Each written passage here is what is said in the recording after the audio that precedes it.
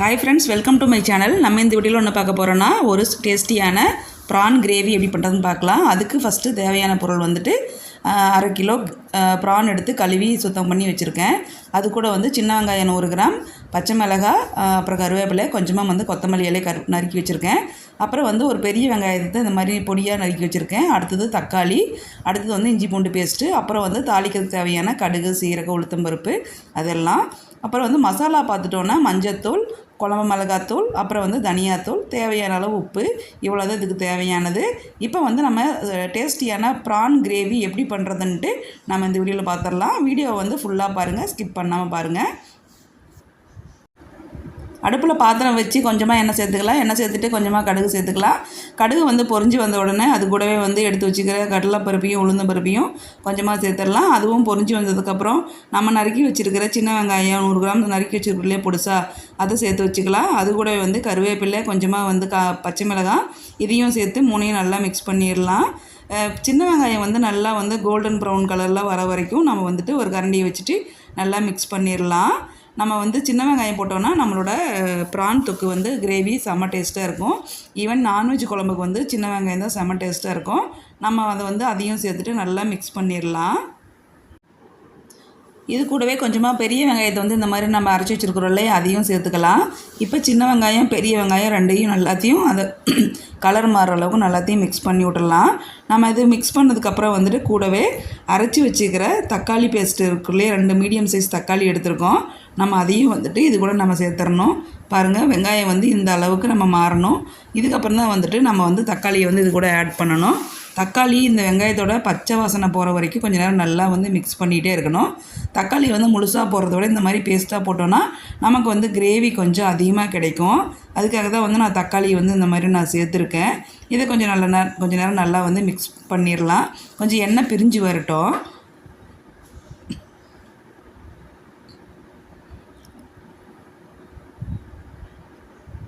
இது கூடவே வந்து அடுத்தது இஞ்சி பூண்டு பேஸ்ட்டு வந்து இடித்து வச்சுருக்கேன். நம்ம முழுசாகவும் போடலாம் பூண்டு, பட் வந்து இந்த மாதிரி இடித்து போட்டோன்னா இன்னும் கொஞ்சம் டேஸ்ட்டு நல்லாயிருக்கும். அதுக்காக தான் இப்போது இந்த பச்சை வெங்காயம், இஞ்சி பூண்டு பேஸ்ட்டு, தக்காளி மூணையும் நல்லா வந்து கலக்கி விட்டுறலாம். இதனோட பச்சை வாசனை போகிற வரைக்கும் கொஞ்சம் நேரம் மிக்ஸ் பண்ணணும். கைவிடாமல் மிக்ஸ் பண்ணிட்டே இருக்கணும். நம்ம எவ்வளோக்கு நம்ம கிண்டி வர்றோமோ அந்தளவுக்கு டேஸ்ட்டு கிடைக்கும். இதுவும் வந்து அதே மாதிரி கொஞ்சம் நேரம் வந்து அதனோட எண்ணெய் தனியாக பிரிஞ்சு வரணும். அது வரைக்கும் வந்து நம்ம மிக்ஸ் பண்ணலாம். பாருங்கள், இந்த மாதிரி பிரிஞ்சு வந்துருச்சு இல்லையா ஆயிலு, இதுதான் நல்ல ஒரு கன்சிஸ்டன்சி.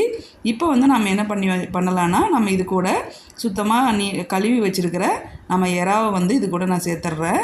பாருங்கள், இந்த மாதிரி நீட்டாக நம்ம வந்து எறாவை கொஞ்சமாக உப்பும் மஞ்சத்தூளும் போட்டு ஃபஸ்ட்டு எறாவை வந்து க்ளீன் பண்ணி வச்சிடணும். அதை வந்து இது கூட நம்ம வந்து சேர்த்துக்கலாம். எறாவை சேர்த்துட்டு நல்லா கொஞ்சம் நேரம் மிக்ஸ் பண்ணிடலாம். நம்ம உடனே வந்து தண்ணி சேர்க்கணும்னு அவசியம் இல்லை. ஏன்னா வந்து எறாலையே வந்து கொஞ்சம் தண்ணி விடு. ஸோ நம்ம வந்து அடிஷ்னலாக தண்ணி இப்போதைக்கு ஆட் பண்ண வேணாம். கொஞ்சம் நேரம் நல்லா மிக்ஸ் பண்ணோன்னா எறா வந்து நல்லா வந்து சுருண்டு வரும். அப்புறமா வந்து நம்ம மசாலா ஆட் பண்ணிக்கலாம். இப்போ பார்த்துட்டிங்கன்னா நான் மசாலா வந்து நான் ஒன் பை ஒன்னாக ஆட் பண்ணிக்கிறேன். ஃபஸ்ட்டு வந்து மஞ்சத்தூள் கொஞ்சமாக 1 ஸ்பூன் போட்டுக்கிறேன். அதுக்கப்புறம் வந்து குழம்பு மிளகாத்தூள் ஒரு 2 ஸ்பூனு. உங்களுக்கு காரம் எவ்வளோ வேணுமோ அதுக்கு தகுந்த மாதிரி நீங்கள் வந்து கூடவோ குறைச்சளவோ போட்டுக்கலாம். அது கூட வந்து கொஞ்சமாக ஒரு டேபிள் ஸ்பூன் வந்து தனியாத்தூள். அதுக்கப்புறம் வந்து தேவைக்கேற்ற உப்பு. நம்ம வந்து உப்பு வந்து கரெக்டாக டேஸ்ட் பார்த்து நம்ம போட்டுக்கலாம். நம்ம இது எல்லாத்தையும் போட்டுட்டு மறுபடியும் இன்னொரு மாட்டி அதே மாதிரி நல்லா மிக்ஸ் பண்ணிகிட்டே இருக்கணும். இப்போ இந்த மசாலா வந்து எறாவோட நல்லா கோட்டாகி வரணும். அந்த எறாலேருந்து கொஞ்சமாக தண்ணி வரும், அதுவே போது. கொஞ்சம் நேரம் நல்லா மிக்ஸ் பண்ணோன்னா கலந்து விட்டோன்னா நல்ல ஒரு ஃப்ளேவர் கிடைக்கும். அவ்வளோதான். பாருங்கள், பார்த்திங்களா, எறாலேருந்து கொஞ்சமாக தண்ணி வந்திருக்கு. இதை வந்து நல்லா மிக்ஸ் பண்ணி இந்த மாதிரி மிக்ஸ் பண்ணதுக்கப்புறம் நம்ம வந்து 2 டம்ளர் நான் தண்ணி சேர்த்துருக்கேன். உங்களுக்கு வந்து குழம்பு எந்த அளவுக்கு வேணுமோ அந்தளவுக்கு நீங்கள் தண்ணி ஆட் பண்ணிக்கலாம். நான் ஒரு வேளைக்கு செய்கிறனால கொஞ்சம் திக்காக தான் செய்ய போகிறேன். ஸோ நான் வந்துட்டு 2 டம்ளர் தண்ணி நான் சேர்த்துட்டேன். நம்ம தண்ணி சேர்த்துட்டு உப்பு காரெல்லாம் பார்த்துட்டு நம்ம வந்து இது ஒரு 8லேருந்து ஒரு 10 நிமிஷம் வந்துட்டு மூடி போட்டு ஓரளவுக்கு மீடியம் ஃப்ளேம்லேயே வச்சுட்டு நல்லா நம்ம வேக வைக்கணும்.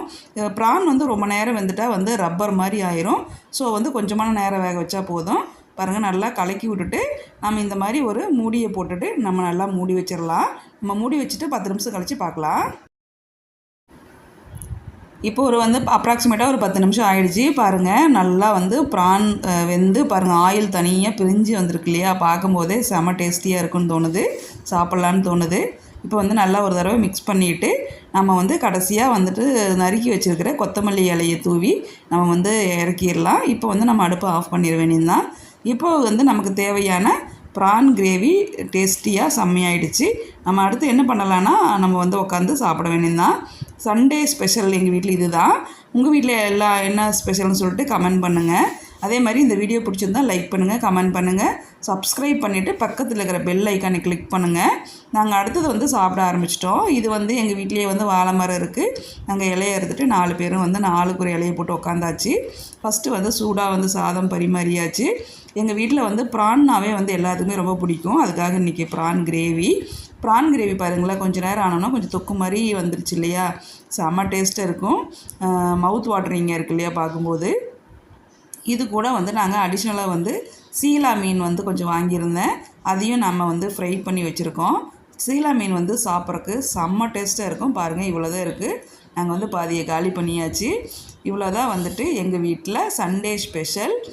உங்கள் வீட்டில் எல்லார் வீட்லேயும் என்னென்னு சொல்லிட்டு கமெண்ட் பண்ணுங்கள். நான் இன்னும் ஒரு வீடியோவில் நான் உங்களை மீட் பண்ணுறேன் ஃப்ரெண்ட்ஸ். Thank you, bye bye.